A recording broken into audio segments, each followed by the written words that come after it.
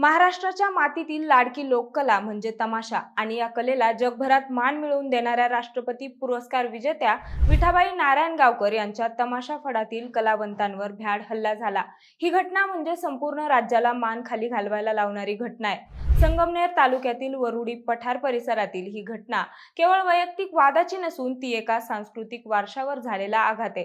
1 April 2026 रोजी दुपारी 2च्या सुमारास जेव्हा तमाशाचा ताफा पोखरी बाळेश्वर येथून माळेगाव पठारच्या दिशेने पुढील सादरीकरणासाठी निघाला होता, त्यावेळेस काही टवाळखोर वृत्तींनी काही क्षुल्लक कारणावरून तमाशातील कलावंतांवर हल्ला केला। त्यात काही महिलांना देखील मारहाण केली। त्यामुळे सगळीकडे या गोष्टीचा निषेध नोंदवला जातोय। विठाबाई नारायणगावकर कलावंतांबाबत घडलेली ही घटना काय आहे, त्यांना का मारण्यात आलं, याबद्दलची सविस्तर माहिती आपण या व्हिडिओच्या माध्यमातून जाणून घेणार आहोत। नमस्कार, मी अपूर्वा आणि तुम्ही पाहताय विषयच भारी। एप्रिल 2026च्या सुरुवातीला अहिल्यानगर जिल्ह्यातील संगमनेर तालुक्यात घडलेली ही घटना माणुसकीला काळीमा फासणारी ठरली आहे। एका बाजूला आपण डिजिटल इंडिया आणि प्रगत समाजाच्या गप्पा मारतो, तर दुसरीकडे रात्रीचा दिवस करून रसिकांचं मनोरंजन करणाऱ्या कलावंतांना भर रस्त्यात गावगुंडांच्या मुजोरीचा सामना करावा लागतो। हे विदारक सत्य या घटनेनं पुन्हा एकदा चव्हाट्यावर आणलंय। या कलावंतांसोबत घडलेली ही घटना नेमकी काय होती आणि वादाचं मूळ कशात होतं, याचा सखोल आढावा घेतल्यास समाजातील वाढती गुंडागिरी स्पष्टपणे दिसून येते। 31 मार्च 2026 रोजी विठाबाई नारायणगावकर तमाशा मंडळाचा कार्यक्रम पोखरी बाळेश्वर येथे पार पडला। रात्रभर रसिकांचं मनोरंजन केल्यानंतर हे कलावंत 1 एप्रिलच्या दिवशी आपल्या वाहनाने पुढच्या कार्यक्रमासाठी माळेगाव पठारच्या दिशेने निघाले होते। प्रवासादरम्यान संगमनेर तालुक्यातील वरुडी पठार परिसरातील एका पेट्रोल पंपावर गाडीत इंधन भरण्यासाठी चालक थांबला होता। डिझेल भरून गाडी मेन रोडवर येत असताना तिथून जाणाऱ्या काही दुचाकी स्वारांसोबत गाडीला कट मारल्याच्या किरकोळ कारणावरून वाद सुरू झाला। दुचाकीवर असलेल्या 2 तरुणांनी सुरुवातीला ट्रक चालकावर अरेरावी केली। वाहनाला कट लागला।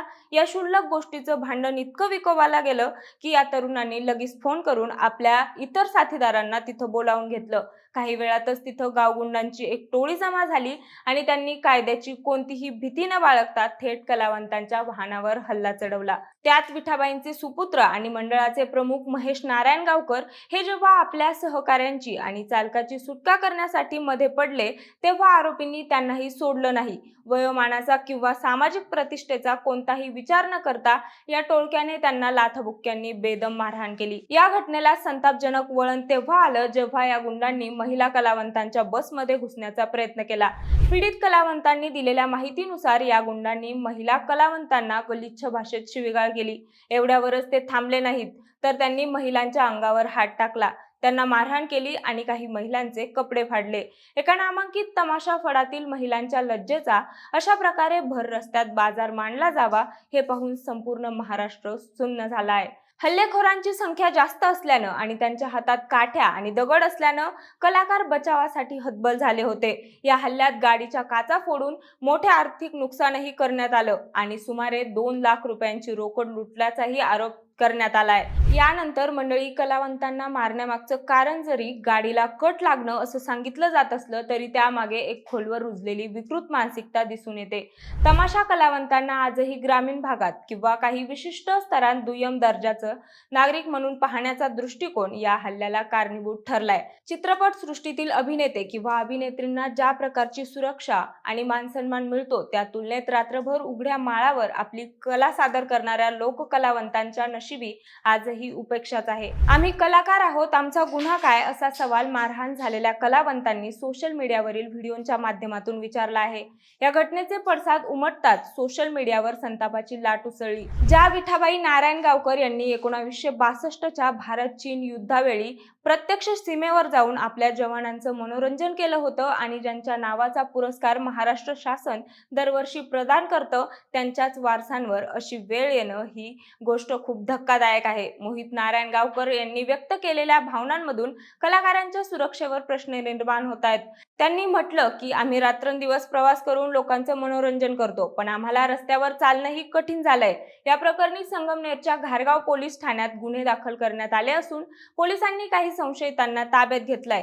त्यासोबतच पोलिसांच्या भूमिकेबाबत बोलायचं झालं तर घटनेची माहिती मिळताच घारगाव पोलिसांनी तात्काळ पावले उचलली।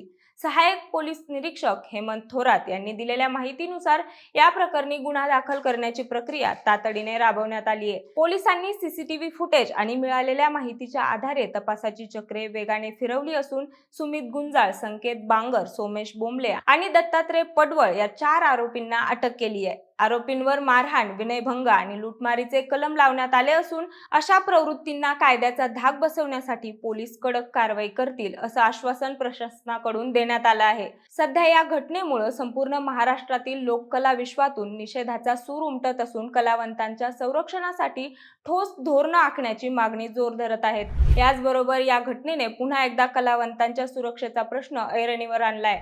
तमाशा फड हे फिरतं विश्व असतं, त्याच्यासोबत शेकडो लोकांचे संसार आणि महिला कलाकार असतात. रात्रीच्या वेळी महामार्गावरून प्रवास करताना त्यांना कायमच अशा असुरक्षिततेचा सामना करावा लागतो. जर महाराष्ट्राच्या लाडक्या लोककलेच्या वारसांनाच असं मारलं जात असेल तर ही कला पुढच्या पिढीपर्यंत कशी पोहोचणार? हा हल्ला केवळ एका मंडळावर नसून तो महाराष्ट्राच्या सांस्कृतिक अस्मितेवर झालेला प्रहार आहे. आरोपींवर कठोर कारवाई व्हावी आणि भविष्यात कोणत्याही कलाकाराला अशा प्रकारे अपमानित व्हावं लागू नये हीच संपूर्ण महाराष्ट्रातील कलाप्रेमींची मागणी आहे. लोकशाहीत कलेचा सन्मान राखणं ही केवळ सरकारचीच नाही तर समाजाची ही जबाबदारी आहे. याची जाणीव या निमित्ताने सगळ्यांनाच होणं आवश्यक आहे. बाकी मंडळी, तुमचं या घटनेबद्दल मत काय आहे? लोक कलाकारांवर होणाऱ्या अशा घटनांबद्दल तुम्हाला काय वाटतं हे आम्हाला कमेंटच्या माध्यमातून नक्की सांगा आणि सोबतच आपल्या विशेष भारीच्या YouTube चॅनलला सबस्क्राईब करायला विसरू नका. धन्यवाद.